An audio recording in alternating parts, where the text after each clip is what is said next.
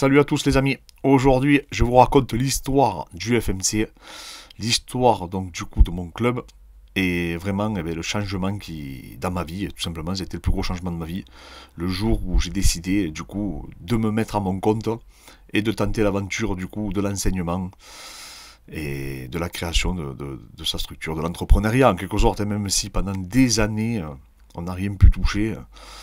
Mais voilà, je vais me raconter à travers ces images, ces photos que j'ai récupérées, et vous allez comprendre d'où on vient. Donc, à cette époque-là, je suis encore portier au Casino de Palavas. On est en 2007. Je crée donc mon club qui était gratuit et qui était réservé exclusivement aux compétiteurs. On était à peu près une quinzaine. Et des gens qui combattaient en boxe, en grappling, d'autres qui allaient combattre en pancrace, en MMA. Il y a des vidéos que vous pouvez retrouver sur mon Facebook de l'époque où on allait combattre sur des cartes un peu régionales et tout, donc c'était marrant. Et du coup voilà, donc je réunis plein de mecs qui étaient très sportifs, des rugbyman et tout, et on crée donc ce club qui était entièrement gratuit et qui était donc dans cette salle que vous voyez derrière. Et vous allez voir aussi qu'elle a évolué cette salle. Donc c'est une salle municipale qui est collée au club de mon père, qui est une salle de musculation en fait, mon père, mes oncles. Et c'est là où on pratiquait la boxe et c'est là où j'avais boxé depuis l'âge de 10-11 ans. C'était dans cette salle-là, donc c'est un dojo tout simplement. Et en fait c'est là où tout a démarré. Tout a démarré pour moi, les amis. Ça me fait vraiment bizarre de voir ces photos. Regardez comme j'étais beau et les gars. Alors, j'avais une vingtaine d'années là, faut pas se foutre de ma gueule. Donc là, je suis avec Francisco Nonato. Francisco Nonato, un de mes maîtres, ceinture noire de jiu-jitsu brésilien, qui a affronté Jacques Carré, qui était dans le club de Xander Ribeiro, qui a battu Minotaur, championnat du monde en ceinture marron. Il était champion du monde ceinture marron adulte. Francisco Nonato, un poids lourd, qui a combattu Jeff Monzon aussi, qui était dans le même tournoi que Vanderlei Silva. Et là, donc, vous avez vu juste avant, on tournait en lutte. Il faisait 120 kilos, une force incroyable. Il avait gagné, d'ailleurs, le Gauthier, pour ceux qui s'en rappellent à Paris. Donc, vraiment, un grappleur exceptionnel, Francisco Nonato. Et du coup, donc, voilà, la création de ce... Vous avez vu, il n'y a rien. Il n'y avait rien du tout. On n'avait même pas un sac, rien du tout. C'était mon oncle qui nous prêtait les sacs. Et ça me fait vraiment bizarre de voir cette photo. Et surtout, ça me fait bizarre de me voir avec des cheveux. Vous avez vu, j'ai toujours quelque chose sur la tête. Mais c'est vrai que voilà, c'est particulier. Ça me fait vraiment bizarre. Cette vidéo va être compliquée, on va dire. Parce que ça fait maintenant 15 ans. Et vous allez voir que le chemin a été très très long et il y a eu beaucoup de péripéties. Là, donc ça c'est en 2008, il me semble à peu près. Alors après, je ne me rappelle pas exactement. Donc on est en 2008 et là, la salle a évolué. On a acheté un petit ring pliable. Parce qu'il faut savoir qu'il y avait le judo aussi, il me semble. Avec nous, il y avait d'autres disciplines. Donc à chaque fois, on était obligé du coup de plier le ring, voilà, bon, on se débrouillait, bon, vous avez vu, on avait un pneu, donc il faut tout remettre dans le contexte, c'est en 2008, voilà, il n'y a quasiment rien, le FMC, donc mes événements n'existent pas, il n'y a que Hatch à l'époque qui organise, le MMA Factory, rien, il n'y a quasiment aucun club, il y a James Chiavo, qui existait déjà à ce moment-là, et après, excusez-moi des autres, je ne me rappelle plus, il y avait la Snake Team, il y avait, je crois encore, la French Top Team, enfin une filiale en fait de la Brazilian Top Team, il y avait la French Connection aussi, je crois, mais c'était un peu avant ça aussi. Bon voilà, c'était vraiment les prémices, il y avait les frères Fernandez, donc on n'était pas beaucoup à avoir des clubs de MMA. Et du coup, la team Marcou, c'était ça, c'était le nom, ça s'appelait pas le FMC encore, parce que le FMC, c'était dû au nom de mes événements, du coup. Donc il y avait mon oncle qui entraînait en kickboxing, et moi j'entraînais du coup en MMA.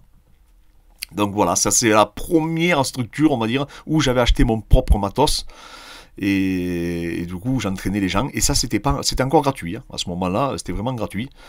Et en fait, voilà, je me payais pas parce que j'étais au chômage. Donc, comme j'avais fait une rupture avec mon ancien patron, et bien du coup, voilà, je me donnais corps et âme. J'étais plein de rêves. Je me disais, je vais former des champions de l'UFC.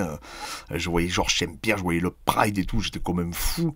Et je me suis dit, ça y est, c'est bon, c'est parti. On va finir, on va être le meilleur club du monde. Et donc du coup, parallèlement à ce parcours-là, je commençais à me documenter de plus en plus, à lire beaucoup de livres, à essayer de passer des diplômes. Je me renseignais surtout pour vraiment être un entraîneur, parce que je m'étais rendu compte jeune que j'étais j'étais pas mal en tant que pratiquant, mais j'étais pas extraordinaire en tant que combattant. Par contre, j'ai toujours eu la fibre pédagogique, c'est-à-dire que j'ai toujours aimé enseigner, j'ai toujours aimé transférer un peu tout le savoir que je pouvais accumuler à mon humble niveau. Donc c'est pour ça que j'ai monté mon club très très très jeune. Et de suite, j'ai voulu faire un truc assez sympa. Alors maintenant, ça pourrait faire rire ce que vous voyez là, parce que c'est clair, il n'y a rien d'impressionnant, mais allez, je vous promets qu'à ce moment-là, moi j'étais fier de ça, quoi. J'étais jeune, je vous dis, c'est il y a 15 ans pratiquement, donc il y a 15 ans, j'avais 23 ans, j'avais déjà ma petite équipe avec moi, que des mecs incroyables, Anthony Serre, David Belvisi, enfin, de toute façon, je mettrai la photo tout à l'heure, parce que j'ai retrouvé une photo où on y est tous, et ça nous rajeunit pas. Mais voilà, donc là, c'était vraiment les prémices en plus de ce qui se passait dans mon département, dans l'Hérault.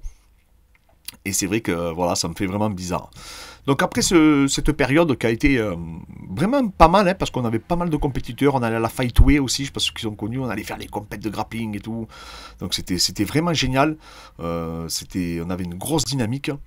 Et bien j'ai eu un moment de doute où j'ai fait un burn-out, où j'ai eu une période très difficile, on va dire, dans ma vie. J'ai monté un restaurant, je montais des événements pour ceux qui m'ont connu à l'époque. Et j'ai, on va dire, perdu quasiment la totalité de mes mecs. Et j'ai fini donc dans une salle qui était à côté du coup de ce dojo, toujours à Palavas et Flo.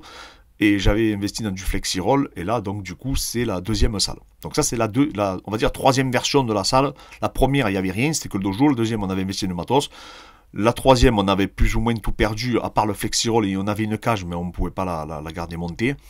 Et donc on s'entraînait dans ce gymnase, donc pareil, hein, là il y avait on était avec le volet, donc on enroulait, et après on déroulait à chaque entraînement, et on faisait ce qu'on pouvait. Voilà, on faisait ce qu'on pouvait, et ça fonctionnait pas parce que voilà, pour moi, vous savez, quand on échoue, on dit que c'est de la faute des autres. Donc je disais que c'était mes élèves qui n'étaient pas impliqués, mais au final c'était moi qui n'étais pas impliqué à 100%. Et quand tu fais les choses de façon amateur, quand tu fais les choses où tu te dis que c'est pas ton métier, que tu fais ça pour t'amuser, etc., les gens ils voient que tu t'impliques de moins en moins, et automatiquement ils vont ailleurs, et j'en prends maintenant la responsabilité complète. Hein. J'ai perdu la totalité, on n'était que 3 aux entraînements. Bon voilà, c'était un moment très très difficile. Et du coup, après, par la suite, je suis parti à Miami m'entraîner. Et quand je suis arrivé à Miami, je montrais mes événements du coup là-bas aux gens, et les mecs me disent, mais t'as pas de salle? J'ai dit, mais si, regardez, j'ai ça. Les mecs ils sont foutus de ma gueule, ils m'ont dit, mais attends, mais tu fais des événements, c'est le plus dur, parce que l'événementiel, je vous le dis, c'est le plus dur. Enfin, pour moi en tout cas. T'as un resto, que j'avais vendu à ce moment-là, hein, et t'as pas de salle à toi. Et là, j'ai dit, purée, mais quand même, je dois être un raté, c'est pas possible, pourquoi ils me disent ça? Parce que je vous rappelle, ça, c'est un gymnase municipal. J'ai dit, non, non, non, j'ai pas de salle. Il me dit, il faut que tu aies ta salle à toi, ça peut pas durer comme ça, etc. Et à ce moment-là, de 2011, je crois, mon ami Fernand Lopez monte le MMA Factory. J'appelle Fernand, je sais pas si ça rappellera, je lui dis, Fernand, je monte, je vais copier ta salle. Il faut que je fasse une copie, parce que j'avais trouvé ça extraordinaire, c'était magnifique, en bas il y avait CrossFit et tout. J'ai dit, je vais trouver un local à Palavas, privé, où j'aurai un loyer, et derrière, je monterai ma structure. Il me dit, vas-y, monte. Je monte, donc j'arrive là-haut, je prends plein de photos, et derrière, je vous montre, donc je fais l'acquisition d'une structure à Palavas, qui était un ancien restaurant, et on s'installe. Alors c'était tout petit, hein, ça faisait 70 mètres, je crois, ou 80 mètres carrés. Mais c'était vraiment, il y a beaucoup de gens qui ont vraiment, même il y a des mecs qui me disent aujourd'hui, ah, c'était pour moi la plus belle salle que t'aies eue et tout. Mais c'est vrai que c'était joli, mais c'était minuscule, on pouvait rien faire. Il n'y a même pas de vestiaire, pour vous dire. Donc voilà la petite salle, donc la première salle privée. Donc on avait mis le flexi-roll, on l'avait coupé. On avait la cage donc, par ta garde, et on s'entraînait là. Donc on avait une petite partie là-bas où on boxait, vous avez vu au fond, là on avait la petite cage, et à côté on avait une partie où on vendait un peu de compléments alimentaires, mais c'était minuscule, hein, c'était de la rigolade. Mais c'était vraiment sympa, je vais vous montrer la devanture, elle était vraiment magnifique, c'était à 50 mètres de la plage, donc vous avez juste à traverser la route et vous pouvez aller vous baigner, donc ça c'était vraiment exceptionnel, c'était des conditions assez exceptionnelles, et c'est à partir de là que le Team Marcou est devenu payant avec des abonnements classiques, comme toute association en fait. Et c'est à partir de cette période-là, en fait, qu'on a commencé à avoir des élèves, on a commencé à avoir des cours. Il y avait des cours de kickboxing, des cours de grappling, il y avait des cours entre midi et deux. Alors il n'y avait personne, hein. Mais voilà, j'étais tout seul à ce moment-là encore, donc j'étais déterminé. J'ai dit, ça y est, maintenant, je prends les choses. Je revenais de Miami, j'avais vu Fernand avait fait un super truc. J'ai dit, attends, je peux pas rester à la traîne, il faut que je me bouge le cul. Et je me suis bougé le cul, et voilà le résultat. Et je vous montre la devanture qui était vraiment super sympa. Regardez, hop. Donc c'était un restaurant à la base. Hein. Donc vous avez vu, on vendait du muscle farm, du Optimum Nutrition. On avait nos partenaires. Bon, on était vraiment contents. On avait vraiment un peu de monde. Hein. On arrivait à être une petite vingtaine dans les cours. Alors ça va vous faire marrer maintenant, mais je vous dis, il faut tout remettre dans le contexte. Ça c'est 2011 je crois, ou je sais plus exactement, mais c'est voilà, c'est dans ces eaux-là. Et c'est vrai que voilà, Rome ne s'est pas fait un jour. Hein. Là, je vous rappelle que en 2011, ça fait déjà 4 ans que j'ai ouvert mon club. Et je me suis pas versé 1 euro encore, hein, jusqu'à ce moment-là. Même pas 1 euro, j'ai pu me le verser, malheureusement pour moi. Donc voilà, bon, après, j'y ai cru, hein, je me suis dit, ça va payer. Parallèlement à tout ça, je passais des formations. Hein, des formations, donc je passais mon DE, après j'ai réussi à rentrer en DES, mais c'était un peu plus tard ça, l'INSEP. Voilà, je lisais, je me documentais à mort, je disais, il faut que tu sois le meilleur entraîneur, le meilleur préparateur, il faut que tu connaisses tout, sinon les gens ne viendront pas s'entraîner chez toi, enfin tu vois, voilà, j'étais un peu dans cette optique-là. À côté de ça, la bonne école venait de se créer à Montpellier, d'autres clubs aussi, hein, commençaient à fleurir un peu partout, donc vraiment c'était top, hein. Il y avait Arte Soave de Florent Lucioni, fait vraiment, on voyait des clubs se monter de partout, le Platinum, fait vraiment, il y avait, ça y est, le premier courant de clubs privés, hein, parce que le premier, peut-être c'était les frères Schiavo, je sais plus exactement, mais il n'y en avait pas beaucoup en France à ce moment-là. Et là, c'était le premier courant, et moi j'étais content, je dis ça y est, j'avais fait une vidéo. Fred l'avait vu d'ailleurs, cette vidéo, il m'avait dit voilà, qu'il avait vu cette vidéo. Et que ça l'avait donné envie, parce que, comme je vous dis, j'étais vraiment face à la mer. Donc ça, c'est là, voilà. Et en fait, ça devenait trop petit, parce qu'il y avait trop de monde, du coup, hein, et de toute façon, en 70 mètres carrés, on pouvait rien faire. Et bien, à partir de là, j'ai recherché un local, et un jour, j'avais une petite Smart FMC, et je passe donc dans une ZAC à Palavas-et-Flots, et au moment où je passe, il y a le mec qui vendait, sort et met le panneau à vendre. Je m'arrête, je dis, vous vendez? Il me dit oui. Je descends, on discute, et je dis, je vous achète. C'était un inventeur, il avait gagné le trophée d'épine. Et je dis, je vous prends. Et c'était un local en fait, donc un seul local. Et à ce moment-là, donc on déménage et on monte la première FMC. Hop, ici, c'est ce que vous voyez aujourd'hui, qui était toute blanche à la base, où on peut mettre la cage en entier et le vrai ring du FMC où les gens combattaient. Voilà, ça c'est la première structure qu'on a eue. La toute première structure. Enfin, la première salle, parce que c'est 2 salles qui sont collées, pour vous expliquer un peu comment c'est aujourd'hui. Donc là, à ce moment-là, on s'installe ici. Derrière, donc je me sépare de l'autre salle qu'on avait, bien entendu, hein, je ne l'ai pas conservée. Et le voisin qui était à côté, qui était électricien, il me dit, je divorce, est-ce que tu veux pas prendre du coup le bail et prendre la salle qui est à côté? J'ai dit, banco, vas-y, on y va. Alors, j'avais pas prévu du tout ça, hein. J'avais pas, comme je vous dis, j'avais pas 1 euro. Ça, le ring, c'était le FMC, du coup, qui avait réussi à le payer. Les flexi-rolls, je les avais eus, vous avez vu, avec la salle municipale qui était avant. Donc voilà, c'était vraiment, je bricolais et j'essayais. J'avais démarché Venom et Metalbox pour qu'ils nous offrent des sacs. Et au final, ils m'avaient tout offert et tout. Donc j'avais réussi à gruger comme ça, petit à petit, et à monter, donc, du coup, la structure. Après, derrière, on monte une partie préparation physique. On avait des élèves qui étaient soudeurs. Et hop, ils nous avaient fait tout sur mesure avec une cintreuse. Et on en avait eu pour 400 ou 500 euros de fer. Et vous avez vu, ils nous avaient fait des retours et tout. On avait fabriqué des haltères avec des pneus. Donc on pouvait balancer les barres. Enfin, on avait des barres parallèles. Donc ça, c'était la toute première partie en fait de la structure. Et là, vous voyez du coup la bâche Metalbox. Je dormais là. Donc je dormais là en fait dans la salle. Et j'avais mon barbecue dehors, et je dormais là pour pas payer de loyer, tout simplement. Donc je dormais dans ma structure, j'avais le soudeur, les autres qui tapaient en boxe. Ça, c'était 2013, ça devait être, 2013. Ouais, je crois que c'était ça. Fred n'était pas encore là. Hein.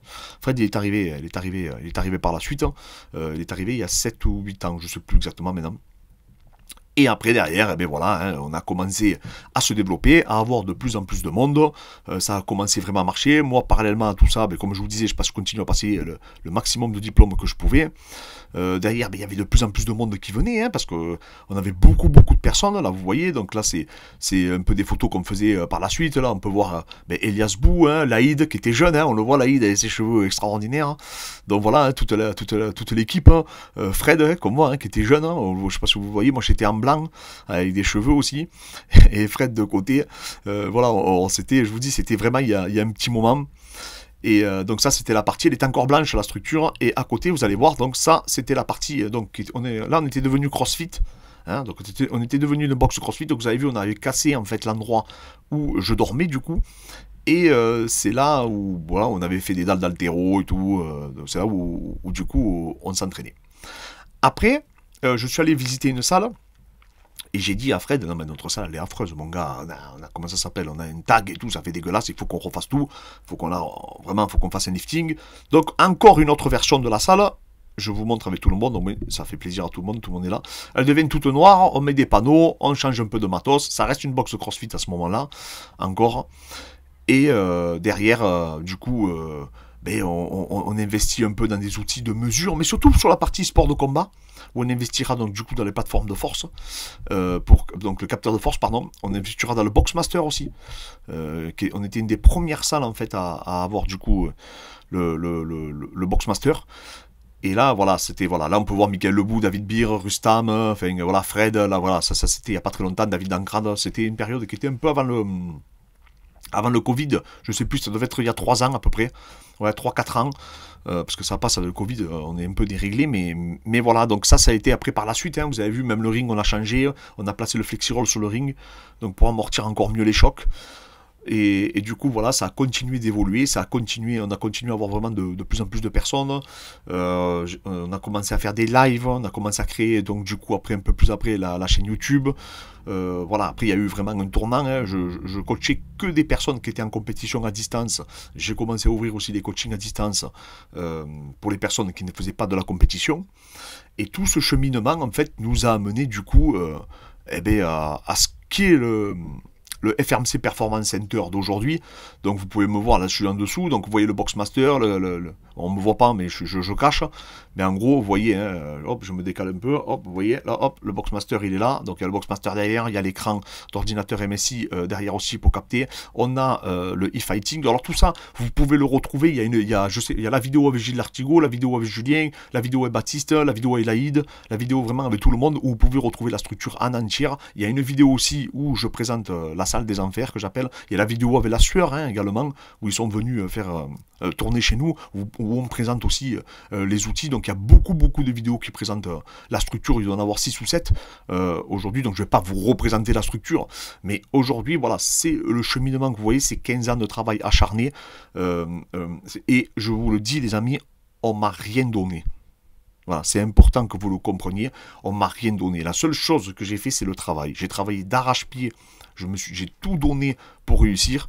Je vous dis, on est parti vraiment au bras des pâquerettes. Mais quand je vous dis au ras des pâquerettes, c'est au ras des pâquerettes.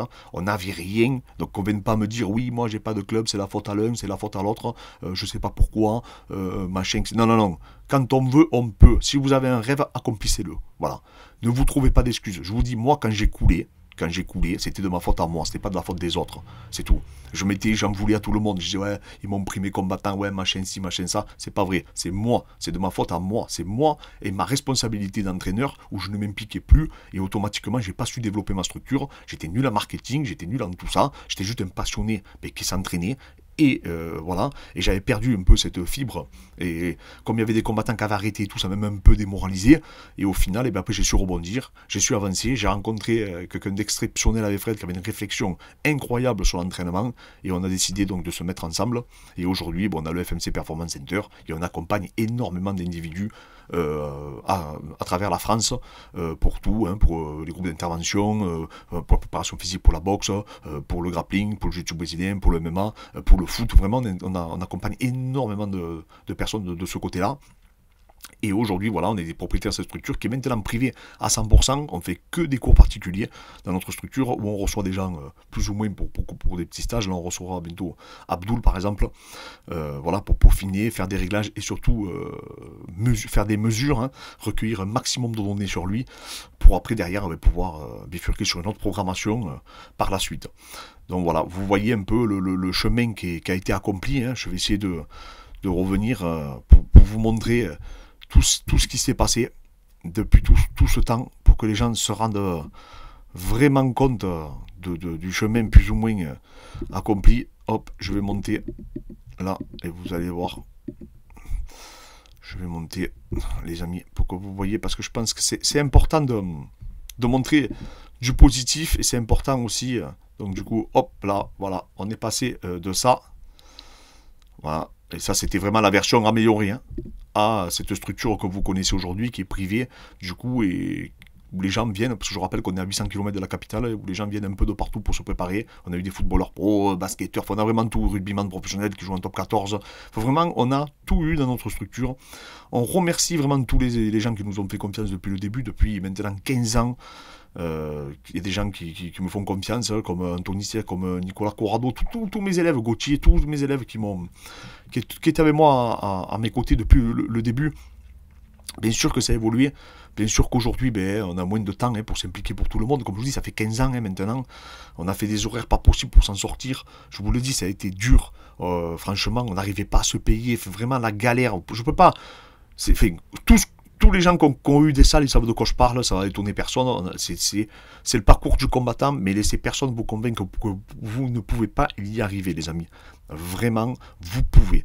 Voilà, ça dépend que de vous, ça ne dépend pas des autres, de vos, je sais pas moi, de vos rivaux ou je ne sais quoi.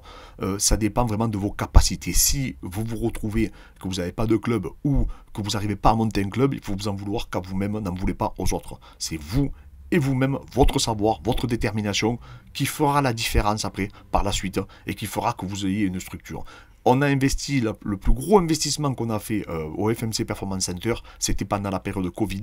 Et je vous garantis qu'on a fait caca sur nous. On a vraiment eu peur parce qu'on s'est dit, on est des fous, on va couler comme le Titanic. On avait réussi à vraiment développer la structure et on va couler parce qu'on a fait un mauvais choix stratégique. Et aujourd'hui, ça a payé parce qu'en fait, au final, c'était le meilleur choix qu'on pouvait faire parce que ça nous a donné encore plus de réputation. Et les gens ils ont dit, mais c'est qui ces mecs? Et on avait gardé ça secret. Et quand on a débarqué, qu'on est passé un peu partout, on a reçu je sais pas combien de messages pour nous encourager, nous féliciter. Et même encore aujourd'hui, on reçoit énormément de messages. D'ailleurs, on vous remercie énormément. Donc voilà, c'était pour vous montrer un peu le parcours que j'ai eu, et après donc Fred qui m'a rejoint à mi-parcours pour m'épauler parce que je pense que j'aurais explosé, sinon sans lui j'aurais pas réussi du coup à avoir tout ça. Mais en tout cas, sachez que voilà, c'est quelque chose que j'ai fait avec le cœur, que je continuerai à faire avec le cœur. Vous pouvez compter sur moi, je ne m'arrêterai jamais. Je sais que Fred aussi ne s'arrêtera pas. Il est encore meilleur que moi, mais ça les gens ne le savent pas. Et je vous certifie qu'on vous prépare encore de belles surprises. Et c'est pour ça, pensez à vous abonner les amis, pensez à nous donner de la force. Là vous avez vu le parcours, c'est pas du cinéma, c'est pas du blablabla. Vous avez vu tout ce qu'il en était, comment on a démarré. Si j'ai pu le faire, tout le monde peut le faire. J'avais pas 1 euro pour en faire 2. Je vous dis, je vous rappelle, j'étais portier, d'accord. Ça c'était la première team Marcou. Donc là il y a tous les anciens qui vont se reconnaître. On avait des têtes de fous, vous voyez, je suis au milieu là, je fais le méchant. Et donc voilà, c'est toutes les personnes qui ont été avec nous tout début de la team Marcou. Et ça me fait bizarre de voir cette photo parce que je l'ai récupérée sur Facebook et c'est incroyable. Quand je vois ça, je me dis que le chemin qu'on a parcouru dans cette petite salle municipale sans rien, je vous dis sans 1 euro, et qu'aujourd'hui on en est là, mais ça a mis 15 ans les amis. Hein, ça s'est pas fait du jour au lendemain, on n'a rien lâché et on lâchera rien. Voilà, c'est tout. Ça, vous pouvez me faire confiance. Surtout que maintenant, on est arrivé. On a investi beaucoup pour vous tourner ces vidéos. On a un fond vert, on a tout. On a 2 studios au sein de GFMC. On va essayer de s'améliorer encore dans la qualité de nos vidéos, dans la qualité de nos contenus. Et essayer vraiment de vous motiver aussi. Voilà, c'est une vidéo. En fait, c'est pas la présentation de la structure. C'est comment, en fait, on est arrivé à avoir cette structure aujourd'hui. Et tout un peu les parcours qu'on a pu avoir, un peu les embûches et tout ça. Donc, merci encore à vous pour la force. N'hésitez pas à me dire en commentaire si vous avez des idées de structure que vous voulez que j'analyse, et je le ferai avec grand plaisir. Et là, vous avez vu qu'on nous a rien donné, on a saisi l'opportunité, on a avancé, et on va continuer de le faire pour vous et pour le MMA, les amis.